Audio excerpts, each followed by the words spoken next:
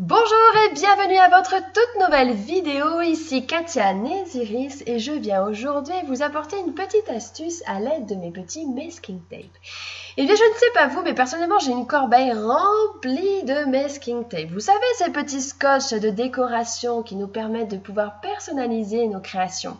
Et bien voilà, j'avais envie aujourd'hui de réaliser un fond de page entièrement à l'aide des masking tape. Et bien pour le coup, j'ai pris un petit fond de papier blanc et je vais progressivement mettre directement mes masking tape dessus.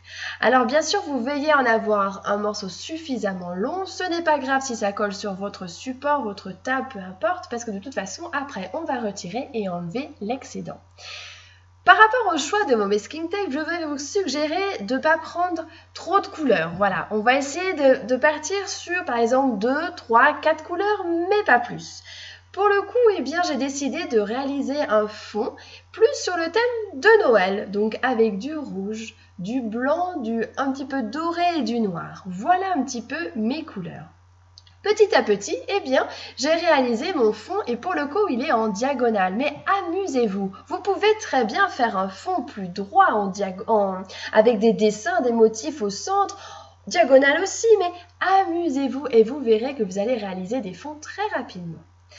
Ensuite, j'ai décidé de réaliser des petites étiquettes, simplement en tamponnant mon petit texte sur du papier blanc. Puis, je l'ai superposé sur un papier de couleur le rouge, le même papier finalement que mon fond de carte qui est juste ici. On ajoute un petit peu de fil de couleur or et voici déjà des étiquettes toutes faites. Et puis, si on a envie de personnaliser encore plus notre carte, pourquoi pas prendre ce tout nouveau lot avec ce mot Noël que vous avez juste ici. Il va falloir bien sûr découper ce mot Noël directement sur le papier de votre choix à l'aide de votre Big Shot. Pour le coup, vous pouvez tester avec du papier or. On pourrait aussi faire avec du papier rouge, du noir, du blanc, peu importe. Vous verrez, cela apportera un très bel effet. Alors, comme vous avez pu voir, mon petit poinçon, je tapote un petit peu sur la table car lorsque c'est du papier cartonné de couleur, il s'en va parfaitement.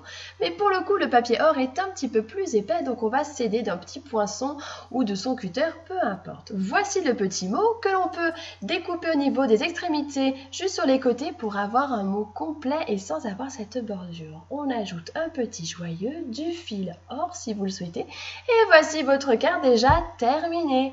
Je vous souhaite en tout cas une belle journée et je vous dis à très bientôt sur les vidéos créatives de Katia Néziris.